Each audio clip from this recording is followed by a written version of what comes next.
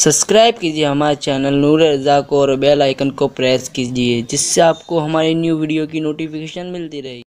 توبہ شرمندہ ہونے کا نام.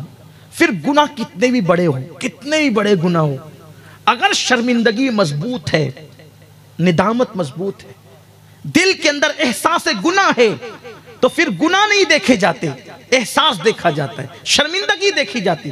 دو ہی آنسو پھر پوری زندگی کے گناہ ختم کرنے کے لیے کافی ہوتے ہیں، پھر کتنا ہی بڑا ہو. اور میں سمجھتا ہوں کہ اب میں اتنے بڑے گناہ کا ذکر کرنے لگا ہوں کہ انشاءاللہ اس مجمع میں شاید ایسا کوئی بندہ نہیں ہوگا. اتنا بڑا گناہ.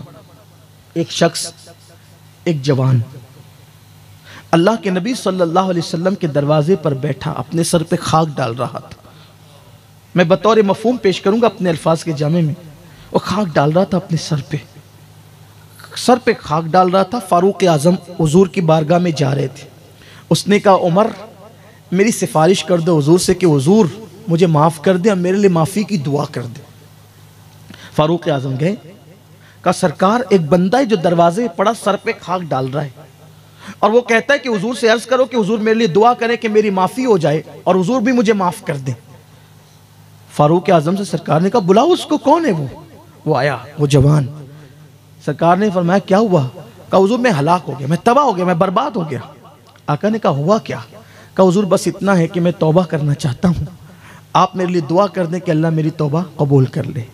اب حضور علیہ السلام کو چونکہ آگے کی امت کے لیے راستہ بتانا تھا نا غیب داں نبی کو، تو سرکار نے تجھ سے ہوا کیا ہے وہ بتا. حضور مجھے شرم آ رہی ہے، میں کیسے بتاؤں، میں کیا عرض کروں آپ سے. آقا نے کہا ہوا کیا تیرے گناہ آسمان کے تاروں سے زیادہ ہے؟ اس نے کہا ہاں. زمین کے ذروں سے زیادہ؟ ہاں. سمندر کی جھاگ سے زیادہ؟ ہاں.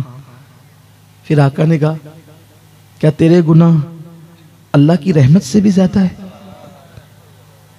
اللہ کی رحمت سے زیادہ ہے تیرے گناہ؟ رونے لگا. راستہ حضور ہی نے بتایا، لیکن آگے کے لیے ہمارے لیے بھی گویا کہ راہ بتا دی گئی. اللہ کی رحمت سے زیادہ. وہ کچھ نہیں جواب دیا، رونے لگا. وہ پوچھا کیا ہوا، بتا تو صحیح. اس نے عرض کیا آقا میں کفن چور ہوں اور میں نے 999 لوگوں کے کفن چرائے تھے اور 1000واں کفن جب میں چرانے کے لیے گیا تو میرے ساتھ ایک بڑا عجیب حادثہ ہو گیا. ایک تو کفن چرانا ہی بہت بڑا گناہ تھا، حالانکہ اب شاید کوئی کفن نہیں چراتا ہو کیونکہ کپڑوں کی بڑی افراط ہے. اب اس دور میں ہاتھ سے کپڑے بنے جاتے تھے تو لوگ کفن بھی چرا کے بیچ دیتے تھے، بکتے تھے چوری ہوئے کفن بھی. عجیب دور سے بھی لوگ گزرے ہیں. آج بہت کپڑا افراط ہے، بہت کہ آج کل تو کپڑے سے زیادہ شاید کوئی چیز افراط ہو. بہت کپڑے سستے بھی ملتے ہیں. تو کہا کہ جو گورکن ہوتا ہے نا قبر کھودنے والا، اس سے بھی میری پارٹنرشپ تھی اور وہ مجھے آگے اطلاع دیتا تھا کہ فلاں کا انتقال ہو گیا، آج آ جانا، وہ نشان لگا دیتا تھا. یہ جو حدیث مبارکہ میں الفاظ بظاہر نہیں آئے ہیں، میں آپ کو سمجھانے کے لیے کہتا ہوں تاکہ آپ کی سمجھ میں آ جائے بات. اسی لیے میں یہ کہتا ہوں کہ میں اپنے الفاظ کے جامع میں بات کر رہا ہوں تاکہ حدیث پاک کا تقدس بھی قائم رہے اور آپ کو بات بھی سمجھ میں آ جائے. جو لکھا ہے من ون میں ویسے پڑھ کے تو نہیں سنا سکوں گا ورنہ پھر ہم سمجھ نہیں پائیں گے. تو اس سے میرے پارٹنرشپ تھی، میرے اس سے شرکت تھی کہ میں بتاؤں، وہ مجھے بتائے کہ اور پھر میں آ کر کے کفن نکال لیتا تھا، بیچ دیتا تھا. میں اس کو کچھ رقم دے دیتا تھا.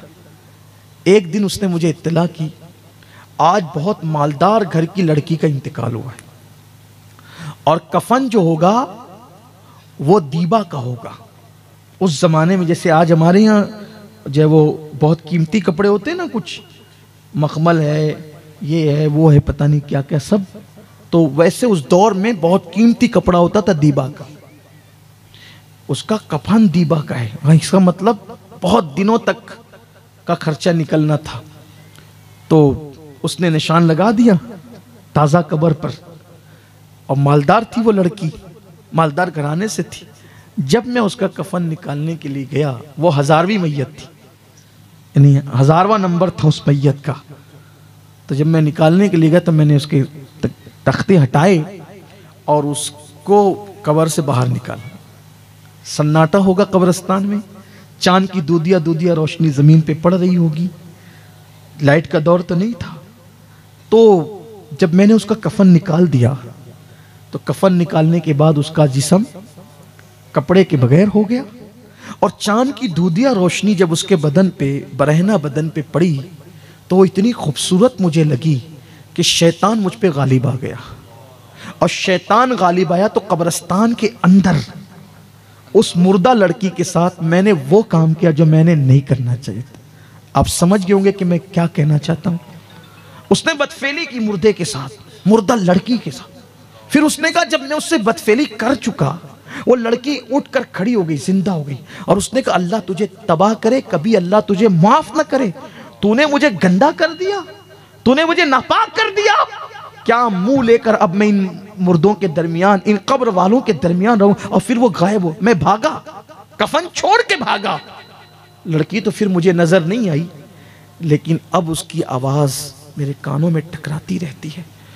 نہ کھا سکتا ہوں، نہ پی سکتا ہوں، نہ سو سکتا، سکون نہیں ہے، سکون، بے قراری اور بے چینی۔ آقا اب میں توبہ کرنا چاہتا ہوں، اللہ کی بارگاہ میں معافی مانگنا چاہتا ہوں۔ کہتے ہیں کہ جو جتنا بڑا علم والا ہوتا ہے اتنا زیادہ اللہ سے ڈرنے والا ہوتا ہے، تو حضور سے بڑا علم والا کوئی نہیں ہے اللہ کی مخلوق میں، تو اس لیے حضور جتنا اللہ سے ڈرتے ہیں، اللہ کے محبوب ہو کر حضور جتنا اللہ سے ڈرتے ہیں، کوئی اتنا اللہ سے نہیں ڈرتا جتنا حضور ڈرتے ہیں۔ تو جیسے اس نے کہا نا کہ مردہ لڑکی کے ساتھ ایسا ہوا، تو حضور پر اللہ کا خوف طاری ہو گیا، غلبہ، خوف کا غلبہ۔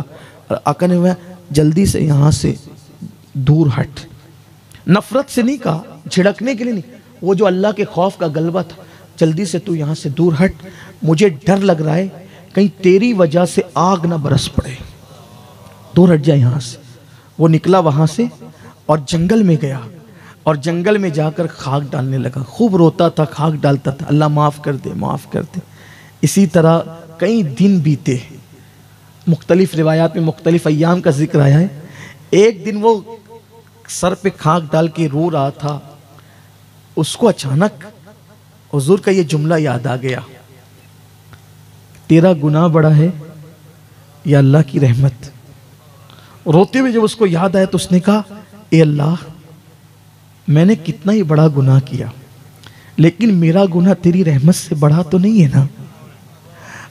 اگر میرا گناہ تیری رحمت سے بڑا نہیں ہے تو مجھے معاف کر دے، اور اگر تیری رحمت سے بڑا میرا گناہ ہے تو پھر ایسا عذاب دے کہ وہ عذاب تو نے کسی کو نہیں دینا، نہ کسی کو دیا ہے، وہ عذاب دے دے مجھے اگر تیری رحمت سے بڑا ہے، اور اگر تیری رحمت سے بڑا نہیں ہے اور ہرگز نہیں ہے تو پھر مجھے معاف کر دے، اور اگر تو نے مجھے معاف کر دیا تو تیرے محبوب کو بتا دے کہ تو نے مجھے معاف کر دیا۔